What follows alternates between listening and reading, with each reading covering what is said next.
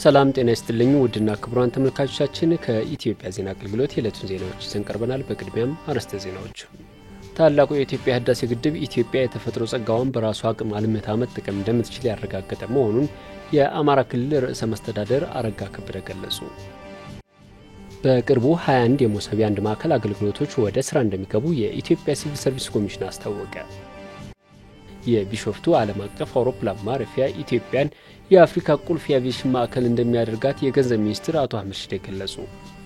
የብሉምበርግ ሚዲያ ኢኒሼቲቭ ስልጠና በፋይናንሻል ጋዜጠኝነት ክህሎት ያላቸውን ባለሙያዎች በብዛት ለማፍራት እንደሚያግዝ የመንግስት ኮሚኒኬሽን አገልግሎት ሚኒስትር ዴኤታ ከበደ ሌሲሳ ገለጹ። መንግስት ባመቻቸላቸው የሥራ ዕድልና የገንዘብ ድጋፍ የተሻለ ዕውቀትና ገንዘብ ማፍራት እየቻሉ እንደሚገኝ በአዲስ አበባ ከተማ አስተዳደር በ90 ቀናት የሥራ ዕድል የተፈጠረላቸው የህብረተሰብ ክፍሎች ገለጹ። የሚሉት የዕለቱ ዋና ዋና ዜናዎች ናቸው። ዜናዎቹን በዝርዝር እንመለከታለን። ከዜናዎቹ ጋር አህመድ መሐመድ አብራችሁ ቆያለሁ። ታላቁ የኢትዮጵያ ህዳሴ ግድብ ኢትዮጵያ የተፈጥሮ ጸጋዋን በራሷ አቅም አልምታ መጠቀም እንደምትችል ያረጋገጠ መሆኑን የአማራ ክልል ርዕሰ መስተዳድር አረጋ ከበደ ገለጹ። ታላቁ የኢትዮጵያ ህዳሴ ግድብ መጠናቀቅን በማስመልከት በባህር ዳር ከተማ በተካሄደው ህዝባዊ ሰልፍ ላይ ርዕሰ መስተዳድር አረጋ ከበደና ሌሎችም የክልሉ ከፍተኛ የስራ ኃላፊዎች፣ የከተማዋና አካባቢ ነዋሪዎች ተገኝተዋል። በዚሁ መርሃ ግብር ላይ ንግግር ያደረጉት የአማራ ክልል ርዕሰ መስተዳድር አረጋ ከበደ ታላቁ የኢትዮጵያ ህዳሴ ግድብ ኢትዮጵያ የተፈጥሮ ጸጋዋን በራሷ አቅም አልምታ መጠቀም እንደምትችል ያረጋገጠ መሆኑን ገልጸዋል። ግንባታው በራስ አቅም ግዙፍ ፕሮጀክቶችን ማሳካት የሚቻል መሆኑን በተግባር ያሳየና በህብረ ብሔራዊ አንድነት የላቀ ውጤት ማምጣት እንደሚቻልም ያሳየ መሆኑን ተናግረዋል። የባህር ዳር ከተማ አስተዳደር ተቀዳሚ ምክትል ከንቲባ ጎሹ እንዳላማው በበኩላቸው የህዳሴ ግድቡ የኢትዮጵያን የከፍታና የማንሰራራት ጉዞ ማሳያ መሆኑን ገልጸዋል። የግድቡ ግንባታ ስኬት የዘመናት ቁጭት ያበቃበት ከድህነት አዙሪት የመውጣት ጥረት እየተሳካ መምጣቱን የሚያረጋግጥ እንዲሁም የኢትዮጵያን ብልጽግና አይቀሬነት ያረጋገጠ ነው ብለዋል። በባህር ዳር ከተማ በተካሄደው ህዝባዊ የድጋፍ ሰልፍ በርካታ የከተማዋ ነዋሪዎች የተለያዩ መፈክሮችን በማንገብ ደስታቸውን አስተጋብተዋል። በሰልፉ ከታደሙት መካከል ኢዜአ ያነጋገራቸው ለብዙ ዓመታት በጋራ የለፋንበት ታላቁ የኢትዮጵያ ህዳሴ ግድብ ለስኬት በመብቃቱ ተደስተናል ብለዋል። በአማራ ክልል ባህር ዳርን ጨምሮ በተለያዩ ከተሞች የህዳሴ ግድብ መጠናቀቅን አስመልክቶ ህዝባዊ ድጋፍ ሰልፎች ተካሂደዋል። በቅርቡ 21 የሞሰብ የአንድ ማዕከል አገልግሎቶች ወደ ስራ እንደሚገቡ የኢትዮጵያ ሲቪል ሰርቪስ ኮሚሽን አስታወቀ። በፌዴራል ደረጃ በሞሰብ የአንድ ማዕከል የሚሰጡ አገልግሎቶች 180 መድረሳቸውም ተገልጿል። የኮሚሽኑ ኮሚሽነር ዶክተር መኩሪያ ኃይሌ የመንግስት አስተዳደርና የአገልግሎት አሰጣጥ ሪፎርም አንድ አካል የሆነው ሞሰብ የአንድ ማዕከል አገልግሎት የተገልጋዮችን ቅሬታና እንግልት በመቀነስ ረገድ ጉልህ ሚና እየተጫወተ መሆኑን ለኢዜአ ገልጸዋል። የመንግስትን አስተዳደርና አገልግሎት አሰጣጥ በማሻሻል ዘመናዊ ሲቪል ሰርቪስ በመገንባት ረገድም መንግስት በቁርጠኝነት እየሰራ መሆኑን ነው የተናገሩት። በአንድ ማዕከል አገልግሎቱ የሚሰጡ አገልግሎቶች ሙሉ ለሙሉ በዲጂታል መንገድ ቢሆን የአገልግሎት አሰጣጡን የራሱ ልኬት ተቀምጦለታል ብለዋል። አንድ ብሎ የጀመረው የሞሰብ የአንድ ማዕከል አገልግሎት እየተስፋፋ መምጣቱንና እስከ መስከረም ወር መጨረሻ ማዕከላቱን 21 በማድረስ ሙሉ ለሙሉ አገልግሎት እንዲሰጡ ይደረጋል ብለዋል። በኢትዮጵያውያን የበለጸገውና አገልግሎቶችን የሚያስተሳስረው ቴክኖሎጂ አስተማማኝ ከመሆኑ ባለፈ በርካታ ከፍተኛ የውጭ ምንዛሪ ማዳን መቻሉንም ነው የኮሚሽነሩ የተናገሩት። በመላ ሀገሪቷ ቢያንስ አንድ የሞሰብ አገልግሎት እንዲኖር እቅድ ተይዞ እየተሰራ መሆኑንና የተሻለ ተሞክሮ ባላቸው ክልሎች ማዕከላቱን የማስፋፋት እቅድ መኖሩን ተናግረዋል። በፌዴራል ደረጃ 180 የደረሰው የአገልግሎቶች አቅርቦት በክልሎች ከፍተኛው ዝቅተኛው ደግሞ 10 መሆኑንም አንስተዋል። እንደ ኮሚሽነሩ ገለጻ በሞሰብ የአንድ ማዕከል አገልግሎት በርካታ ተገልጋዮች ደስተኛ ሆነዋል። የመልካም አስተዳደርና የብልሹ አሰራር ችግሮችን በመፍታት በኩልም የአንድ ማዕከል አገልግሎቱ ሁነኛ መፍትሄ ሆኗል ነው ያሉት። እንዲህ አይነት አገልግሎቶችን በማስፋት የተገልጋዩን እርካታ የበለጠ ለማሳደግም እንደሚሰራ አረጋግጠዋል። የቢሾፍቱ ዓለም አቀፍ አውሮፕላን ማረፊያ ኢትዮጵያን የአፍሪካ ቁልፍ የአቪዬሽን ማዕከል እንደሚያደርጋት የገንዘብ ሚኒስትር አቶ አህመድ ሺዴ ገለጹ። የኢትዮጵያ አየር መንገድ በቢሾፍቱ ከተማ የሚገነባውን ዓለም አቀፍ አውሮፕላን ማረፊያ ፕሮጀክት አስመልክቶ የግንዛቤ ማስጨበጫ መርሃ ግብር አከናውኗል። በመድረኩ የገንዘብ ሚኒስትሩ አህመድ ሺዴ፣ የኢትዮጵያ አየር መንገድ ዋና ስራ አስፈጻሚ መስፍን ጣሰው፣ የአውሮፕላን ማረፊያ የህንፃ ዲዛይን አማካሪዎችና ተቋራጮች እንዲሁም የተለያዩ ሀገራት ዲፕሎማቶችና የፋይናንስ ተቋማት የስራ ኃላፊዎች ታድመዋል። የገንዘብ ሚኒስትሩ አህመድ ሺዴ በዚህ ወቅት ቢሾፍቱ ዓለም አቀፍ አውሮፕላን ማረፊያ የኢትዮጵያን መሻት የሚያሳካ ዓለም አቀፍ ትስስርና ዘላቂ ልማትን የሚያረጋግጥ መሆኑን ገልጸዋል። በተጨማሪም የወደፊት እጣ ፋንታችንን የሚያሳይ ነው ብለዋል።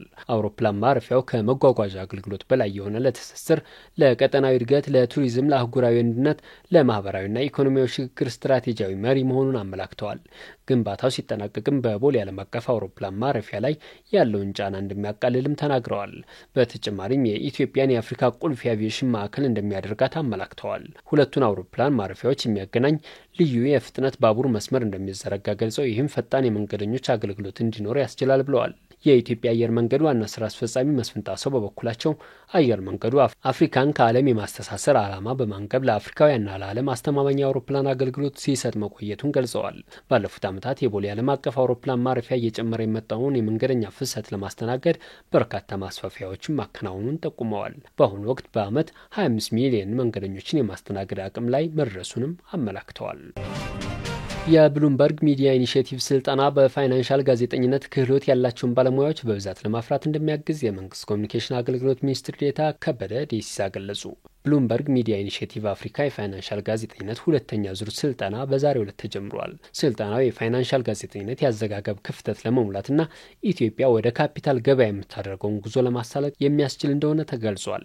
ስልጠናው አዲስ አበባ ዩኒቨርሲቲ ከዩኒቲ ዩኒቨርሲቲ ጋር በመተባበር እንደሚሰጥ ተገልጿል።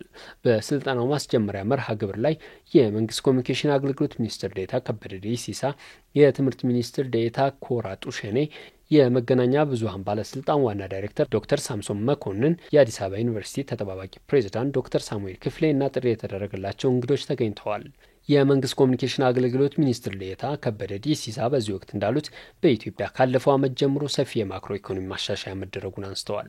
ይህ ማሻሻያ ፈጣንና ቀጣይነት ያለው የኢኮኖሚ እድገትን ለማረጋገጥ፣ የማክሮ ኢኮኖሚ መረጋጋትን ማረጋገጥ፣ የዋጋ ግሽበትን መቀነስ፣ የውጭ ኢንቨስትመንቶችን በመሳብና የብድር ስጋቶችን በመቀነስ ውጤት እያመጣ ነው ብለዋል። እነዚህ ወሳኝ ሀገራዊ ግቦች ውጤታማነት ለማረጋገጥ የባለድርሻ አካላትን ተሳትፎ፣ ትብብርና የህብረተሰቡን ግንዛቤ ማሳደግ እንደሚጠይቅ ተናግረዋል። በዚህ ሂደት በፋይናንሻል ጋዜጠኝነት ክህሎቱ የዳበረ ባለሙያ ሚና ወሳኝ መሆኑን ገልጸዋል።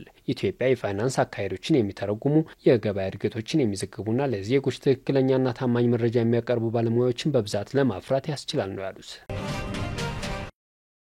መንግስት ባመቻችላቸው የስራ ዕድልና የገንዘብ ድጋፍ የተሻለ እውቀትና ገንዘብ ማፍራት እየቻሉ እንደሚገኝ በአዲስ አበባ ከተማ አስተዳደር በ90 ቀናት የስራ ዕድል የተፈጠረላቸው የህብረተሰብ ክፍሎች ገለጹ።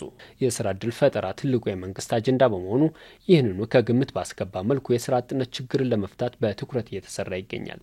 በዚህ ረገድ የአዲስ አበባ ከተማ አስተዳደር የስራና ክህሎት ቢሮ ከሰኔ 5 እስከ ጳጉሜ 5 2017 ድረስ ባሉት 90 ቀናት ለ90 ሺህ ወጣቶች የስራ ዕድል ለመፍጠር ሲሰራ መቆየቱን አስታውቋል። አስተያየታቸውን ለኢዜአ የሰጡ የስራ ዕድል ተጠቃሚዎች እንዳሉት መንግስት ባመቻቸው የስራ ዕድል በሚደረግላቸው ድጋፍና ክትትል ታግዘው ክህሎታቸውን በማዳበር ሀብት ማፍራት ጀምረዋል። በምግብ ዝግጅት የተሰማራው ወጣት ጌትነት ክንዴ በተፈጠረለት የስራ ዕድል የተሻለ እውቀት በመጨበጥ የራሱን ኑሮ መምራት መጀመሩን ገልጾ መንግስት የዜጎችን ተጠቃሚነት በተጨባጭ እያረጋገጠ መሆኑን ተናግሯል።